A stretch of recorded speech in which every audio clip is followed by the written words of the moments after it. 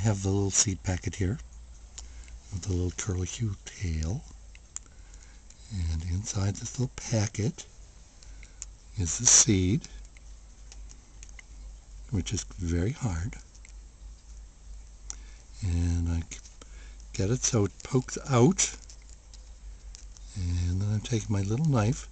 and I'm resting on sandpaper so things don't jiggle around, don't slide around, and I cut off the end of the seed. And you have to be careful to cut off the correct end of the seed, otherwise you cut the little seedling in half and you get nothing.